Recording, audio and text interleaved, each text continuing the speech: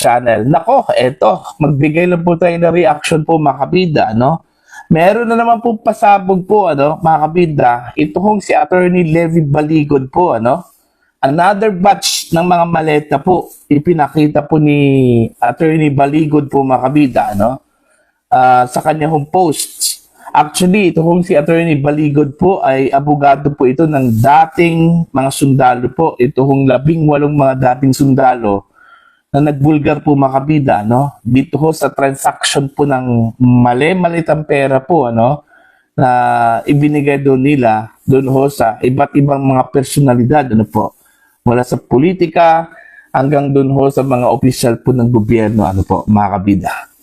Sa ibinahagi po mga kabida, sa post po ni Attorney Baligod, ipinakita po niya itong another batch po ng mga maleta po mga kabida, bilang pasahero po ng isang helicopter. Alright? Ipinakita po niya doon ho sa kanyang post yung larawan po ng isang helicopter po mga kabida, kung saan po sa harap mismo mayroon pong nakahilerang mga maleta po, 15 suitcase o suitcases po, mga kabida. Ayon po sa kanyang post, tinimbang daw yun, okay, nasa 500 kilos daw yun, mga kabida. At nasa 500 million pesos daw yung halaga po, mga kabida, na naging pasahero po ng isang helicopter. Alright, ito.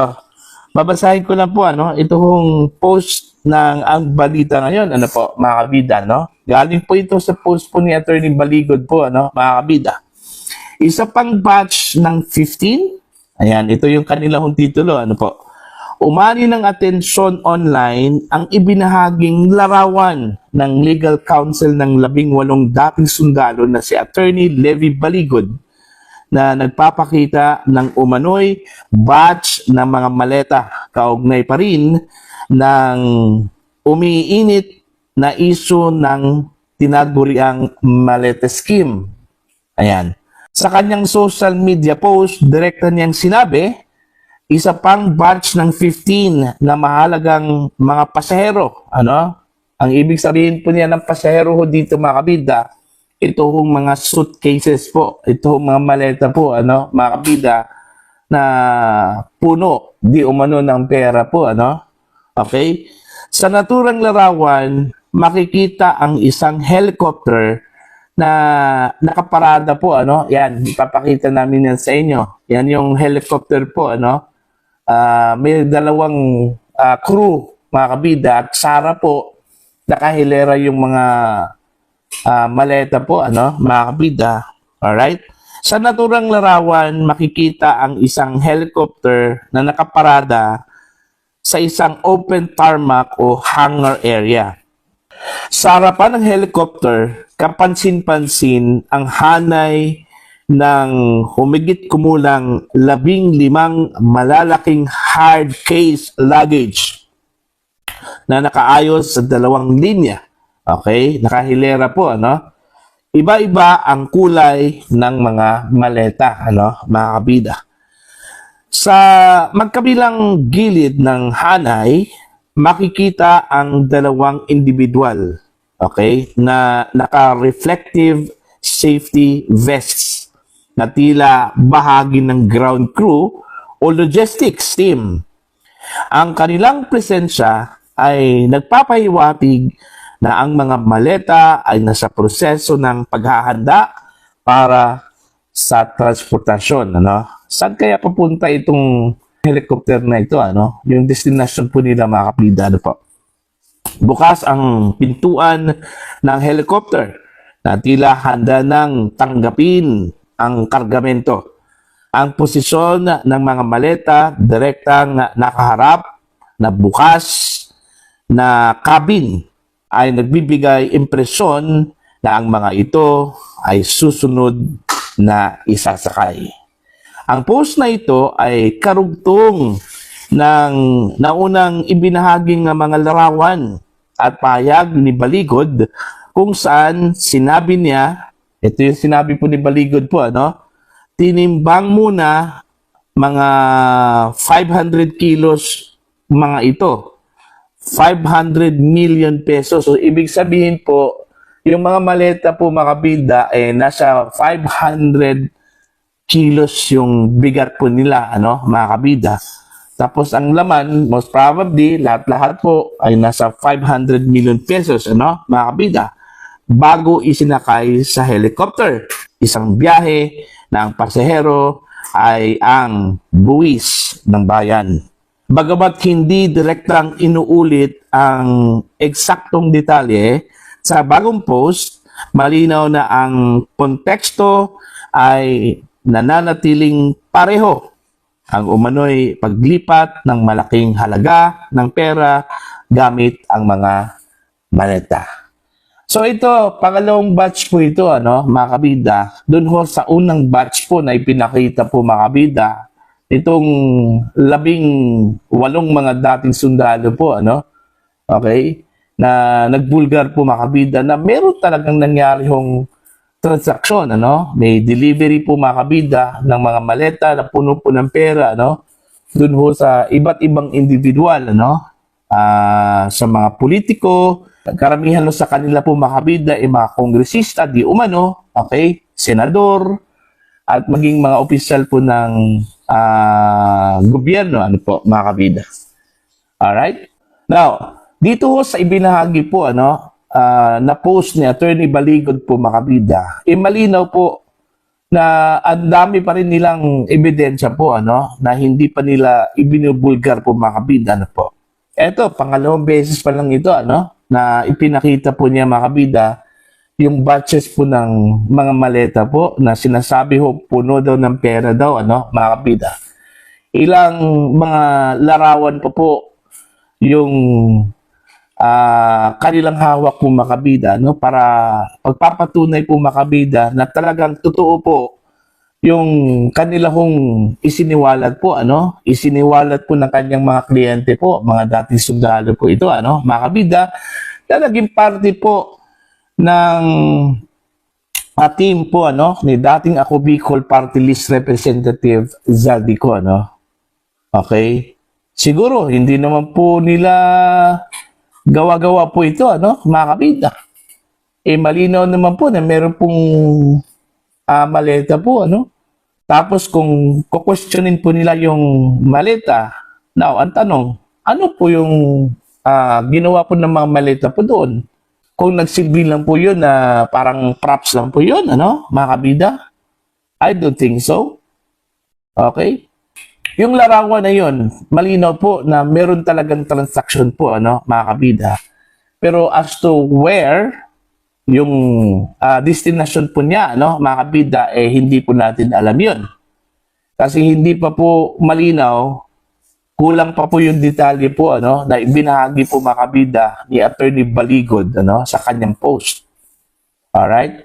Meron ng bulong-bulungan mga kabida, na meron parang ibang batch po, o pangalawang batch po ng mga dating sundalo daw, na posibleng lumabas po, mga kabida, para suportahan po ito hong isiniwalat po ng unang batch ng mga dating sundalo po. Most of them mga dating Marines, mga kabida.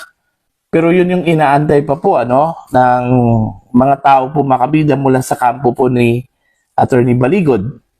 Alright? Pero definitely, meron lang ibang batch, mga kabida, ng mga magbubulgar po, sa nangyari hong money delivery scheme.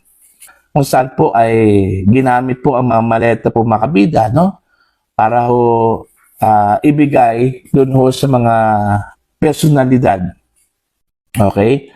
Na nasa listahan po mga kabida ni dating ako Bicol Party List Representative Zaldico, Okay? Hindi po ito matatapos po, Ito hong serye po mga kabida ng pasabog, ng kampo po ni Baligod. In fact, kahit na raw nanganganib daw yung buhay daw ng mga sundalo po na ito, at maging ito hong kay Attorney Baligod ay tila hindi ho sila natatakot po dito, mas lalo hong tumapang itong grupo po ni Baligod po ngayon, mga kabida. marami na hong pagtatangka, ano, na kumbinsihin ito hong mga dating sundalo, pero tila hindi ata nagpapadala po, ano, mga kabida. Okay? Ang problema lang po mga kabida, hindi po ito pinapansin ng gobyerno. Okay? Sabihin po natin mula sa mga investigating body po, ombudsman, itong Senate Blue Ribbon Committee, hindi po nila pinapansin ito. Okay? Kahit na po malinaw po makabida na meron pong bigat yung aligasyon po, ano? Hindi po pinapansin mga kabida, ano? Now, ano po ang pwede hong magbigay po ng hope dito ho sa mga dating sundalong ito, ano, mga kabida? Dito ho sa kampo po ni Baligod, yung strong belief at tiwala po, ano, ng taong bayan po mga kabida, ano? Kahit na hindi po ito pansinin, kasi alam naman po natin na hindi talaga ito papansinin po mga kabida, no? At wala hong maglakas ng loob na mag-imbestiga ho dito, ano, na sa kasalukuyan po, ano, sa ilalim po ng Marcos administration, dahil sigurado po, ano, na marami hong mabubuking ho dito, ano, mga kabida.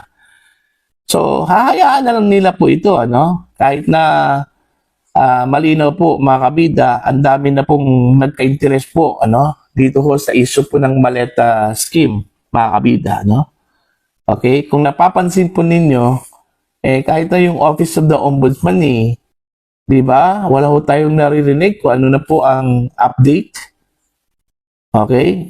Ang naririnig lang po natin yung pagda-doubt po mga kabida, no? Sa mga personalidad na nagbahagi po dito, ano, mga kabida.